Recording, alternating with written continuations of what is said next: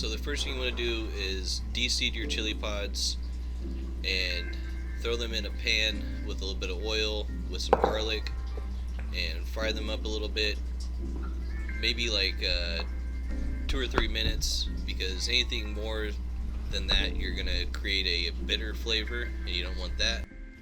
Then after you fry them a little bit, I add a little bit of water to the bowl of chilies and garlic, and then I throw it in a microwave.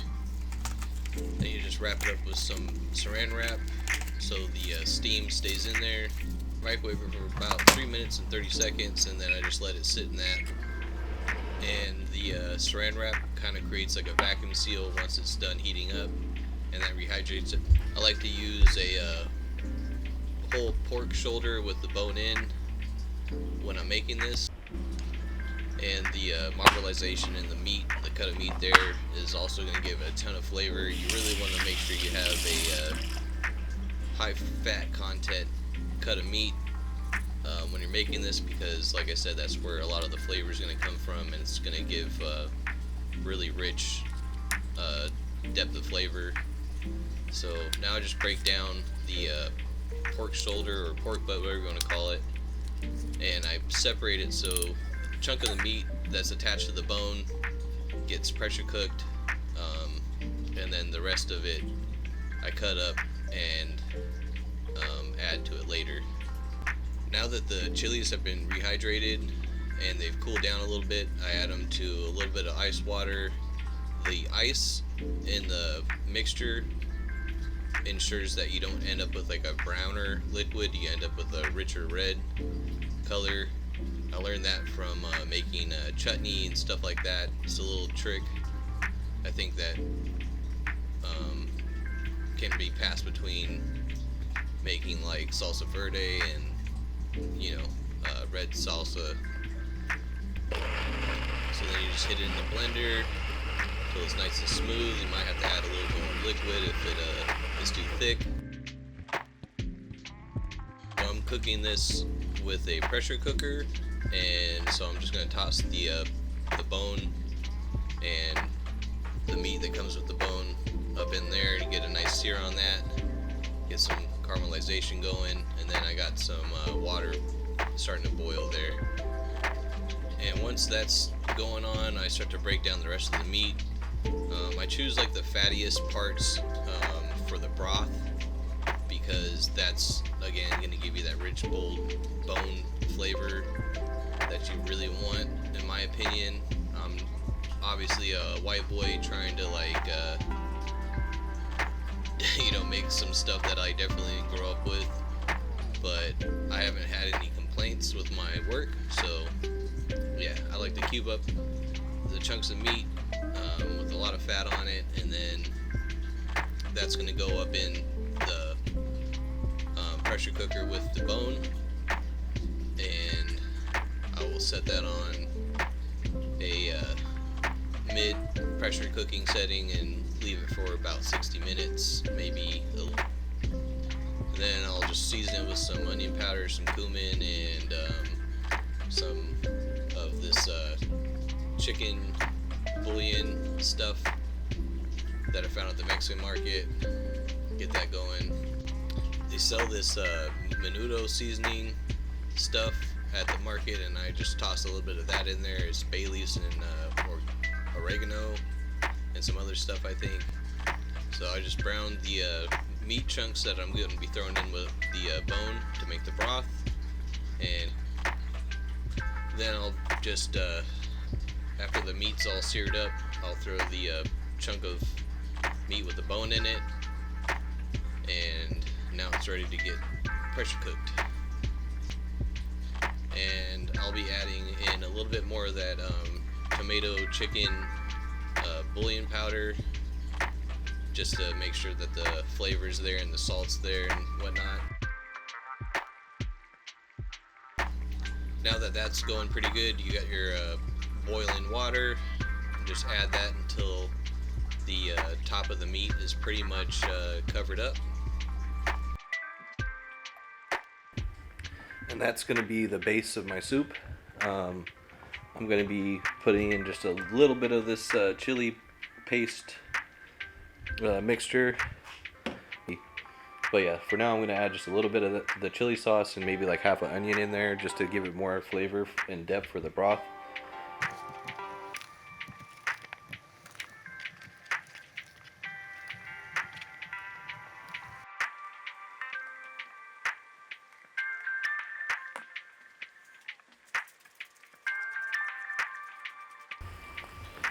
Alright, so now that that's going, got the chili sauce in there, got the broth going with all the meat and the bone in there. I'm going to go ahead and pop this top back on there. Alright, so this is all done.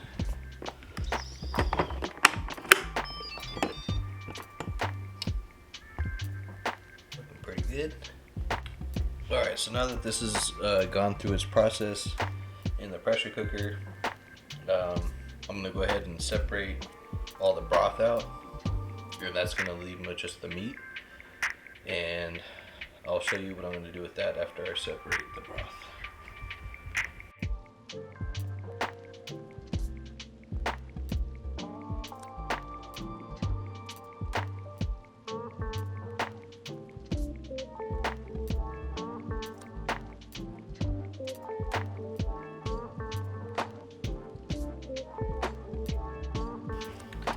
So what I'm doing right now is I'm actually going to be cooking down this bone some more in this pot, and I'm going to save the meat for later.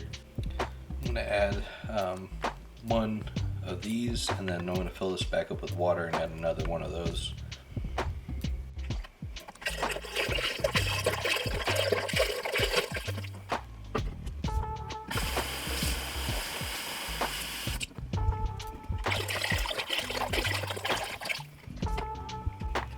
Now keep in mind this is my white boy take, but I like to throw a little bit of vinegar up in there. So while we get that stuff cooking down, I'm going to add just a little bit of Mexican oregano to this. As you can see, I added a lot more water than I mentioned before. That's because I'm going to be cooking it down quite a bit.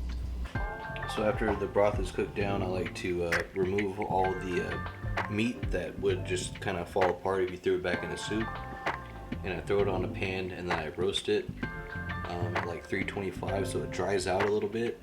That way it can absorb the broth and retain its form a little better, so you're not just dealing with like a carnitas like soup. It's gonna actually be like chunks that you can bite into and stuff. Again, Gringos Locos method.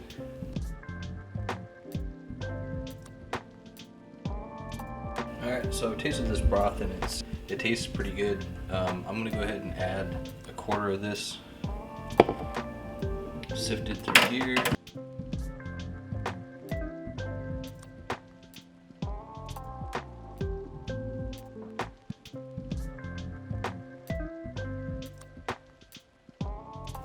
Got something like that going on.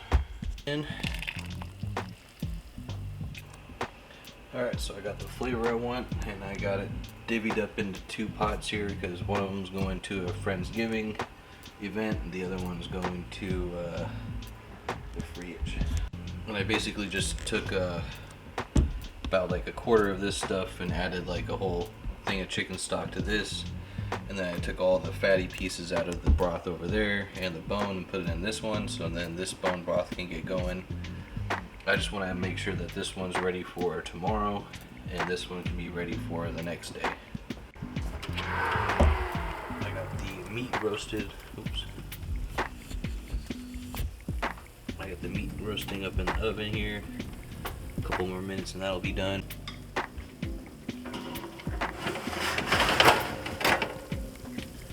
I like to just add a couple of dashes of this stuff.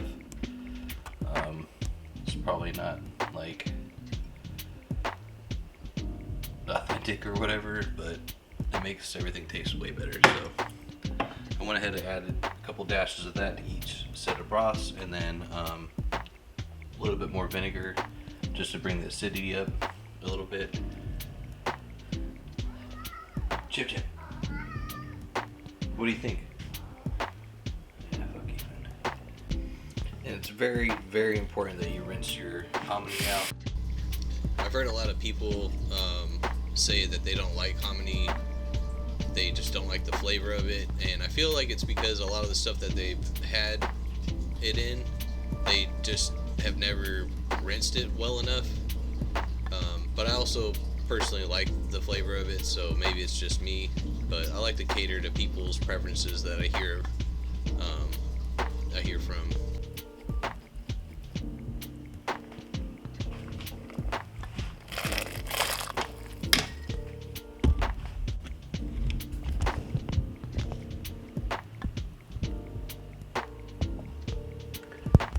Alright, so there's that. Just drop that up in there. Go ahead and let it cook a little bit longer just to bring it down a little bit. I'd like to add some ground coriander and ground cumin. Probably about like a teaspoon to a tablespoon each. I also added about a tablespoon and a half, maybe 2 tablespoons of minced garlic to each one. Alright, this stuff is done. Look at that. Nice and hearty, huge chunks of meat that you can break down with a spoon or a fork. So I have a bunch of this chopped up pork shoulder in this pan here because I ended up throwing the first batch of pork into one pot and this batch of pork into the second pot just to kind of see which one tasted better. So the jury's out on that. I let it simmer for about an hour. So after all that's all said and done, go ahead and make your fixins, your toppings. I like to use red onion, cabbage, radishes, jalapenos, serrano peppers. What else? Green onions, red onions, cilantro, all the stuff, all the good Rachel Ray stuff, you know? This is what I based it off of. Rachel Ray, shout out to you. Just kidding.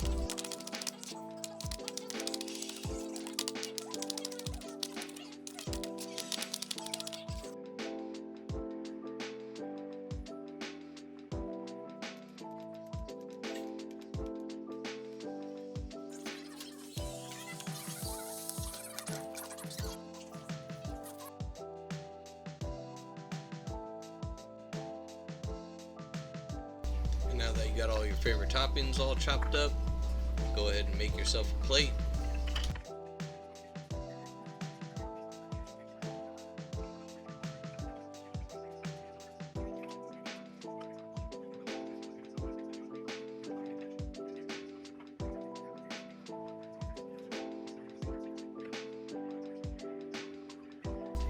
I like to finish mine off with a little bit of cotija cheese. And there you go, folks. Bow and apple teeth. Enjoy.